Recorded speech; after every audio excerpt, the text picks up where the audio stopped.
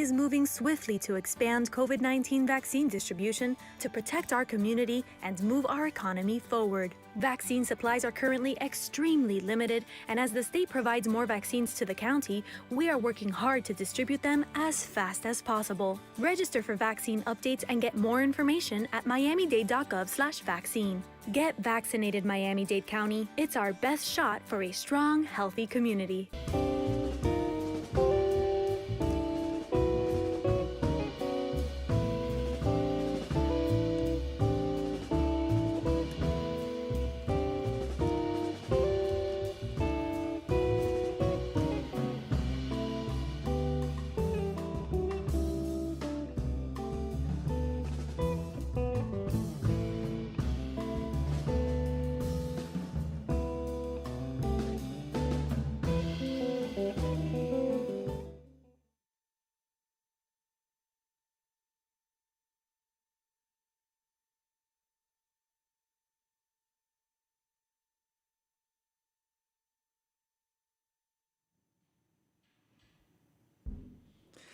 Good morning. It's Tuesday, it's 11 a.m., and it's time for the FIU Music Hour on WDNA 88.9 FM, where we present live weekly performances in the WDNA Jazz Gallery and feature students, faculty, and alumni from Florida International University's School of Music. I'm your host and new FIU faculty, Dr. Russ Spiegel, and along with our producer, Dr. Karen Velaz, we'd like to welcome you to our show. Whether you're listening to us at home, in your car, or on wdna.org/FIU, we are delighted to have you with us. Today, we are pleased to feature the FIU Latin Jazz Ensemble under the direction of FIU Professor Mike Eckroth, and featuring FIU School of Music students Ivan Lucia on trumpet, who is a junior of jazz performance, Aaron Lawrence on violin, Frankie Reyes on electric guitar, Miguel Spiteri, if I say it right, on electric bass, Ricardo Medina on percussion, Jazz Ricker on percussion, and Jesus Gallimore on percussion. The FIU Latin Jazz Ensemble explores historical and modern styles of jazz based on Afro-Caribbean rhythms and performance styles. And Mike, good morning to you. Good morning, Russ. So, how you doing? What do we have in store for us first? Well, the first couple tunes we're going to do are kind of classics in a couple different periods of Latin jazz music. The first one comes from the Cal Tjader Band, the famous vibraphonist who really introduced to a lot of people the kind of Afro-Cuban sound in jazz in the 60s, early 60s, right. Late 50s, early 60s. So we're doing one of his tunes, which was actually written by the pianist Ray Bryant. It's called Cubano Chant. And after that, which we'll go straight into it, should I be introducing the tunes? Yeah, go ahead. Yeah, after that, we're going to do a tune by the great pianist Chick Corea, 500 Miles High, which is also, I consider a Latin jazz classic standard as well. Fantastic. Okay, the FIU Latin Jazz Ensemble.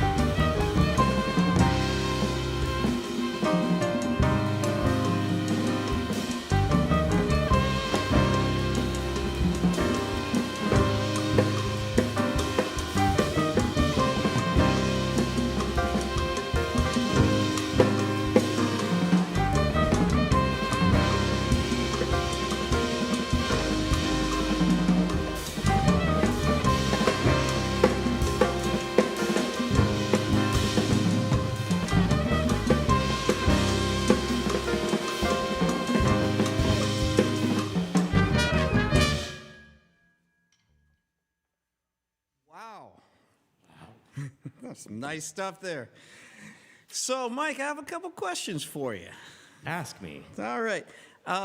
For example, how would students in the music school, how do they get into this ensemble? Well, this is one of the ensembles of FIU, so you could express your interest in it if you're enrolled in our program, and there's actually a couple people who aren't. So, I mean, there's one fellow who's not here today who's a marine biology major who's also playing baritone saxophone. So it's kind of an ad hoc band. We don't have a set instrumentation yet, but it's all centered around different kinds of Latin jazz music and things that are coming out of the Cuban music and the Cuban rhythms. So we'll actually be doing one of those in a minute. But yeah, so the ensemble, there's a selection process for who's going to be in the ensembles at the beginning of each term, and so we decided who was going to end up here. I mean, I'm trying to stick with the instrumentation of multiple percussionists. So we need 3 drummers or at least 2.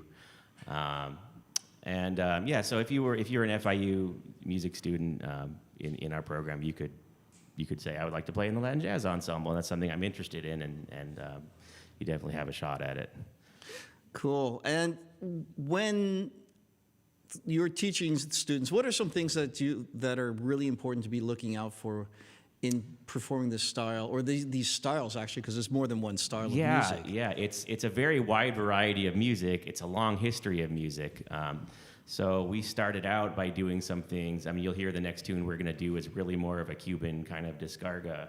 It's a Israel Cachao Lopez tune that's coming next. So it's based in the more simple harmonic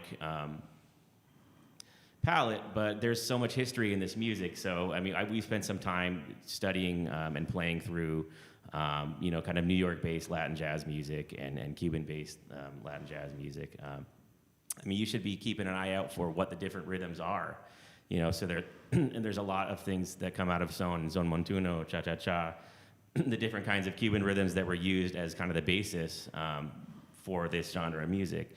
And then you have to have a good knowledge of jazz improvisation in general, because we're putting a lot of stuff in there that is a crossover. So knowing how to play this kind of harmony. We have one tune that we're going to do later that's a Freddie Hubbard tune that has some major 7th chords and some a little bit more advanced harmony. So you kind of have to be versed in kind of Afro-Caribbean music and the rhythms that are there, and also in mainstream straight-ahead jazz music too, to accurately, have a shot at this music.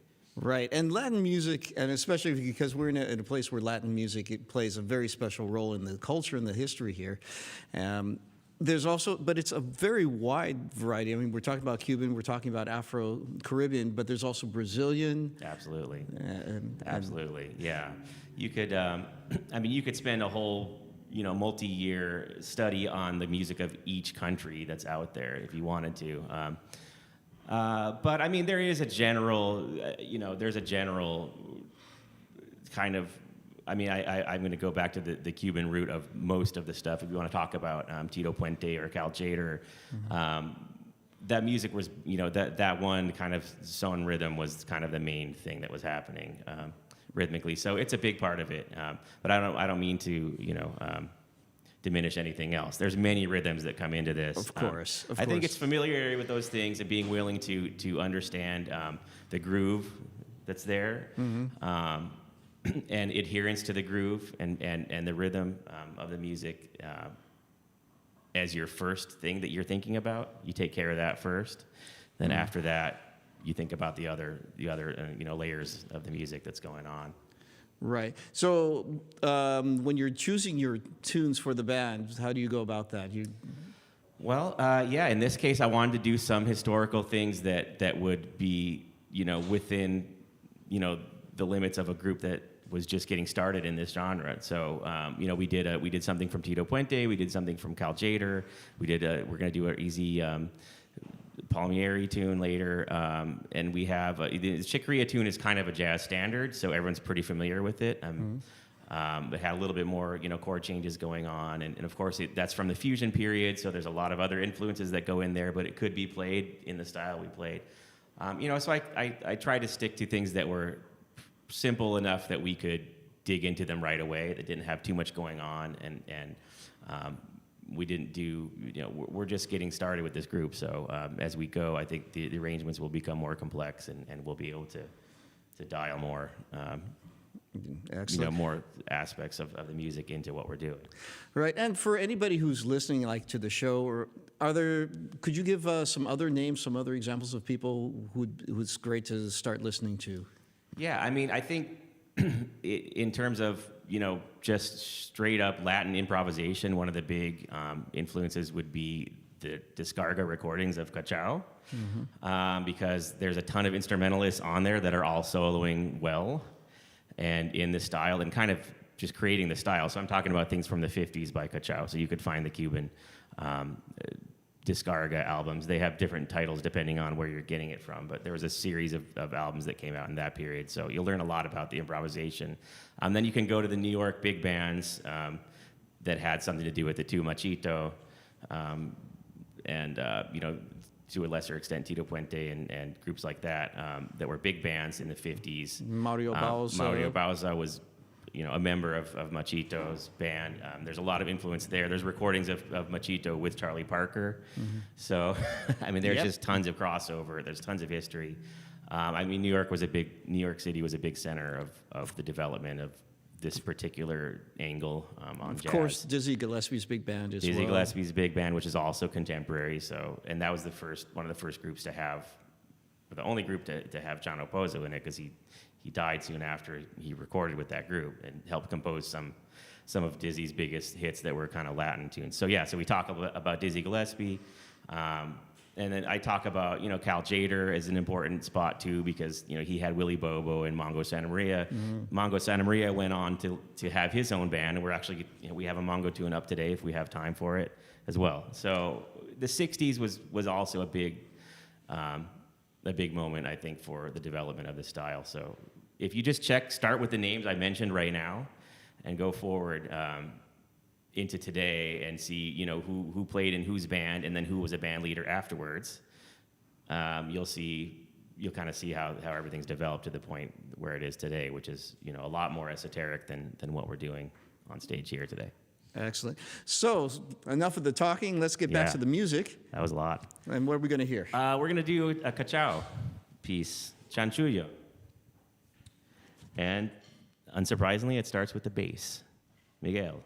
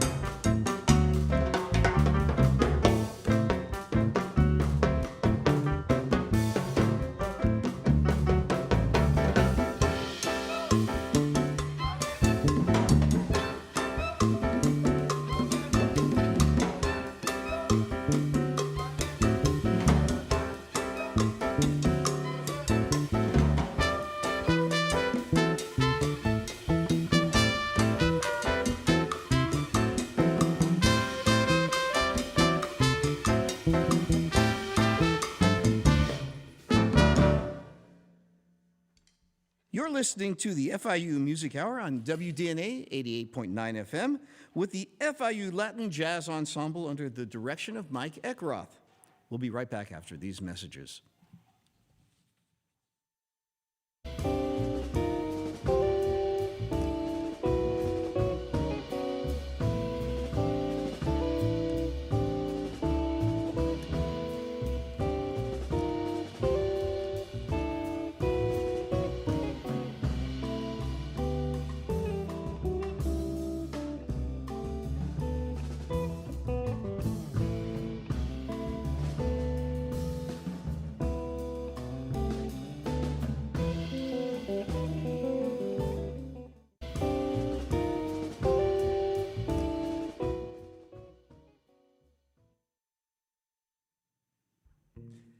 As this is finals week at the University of FIU School of Music, we'll not be hosting any concerts this week. However, next week on December 16th, there will be Beethoven's birthday concert.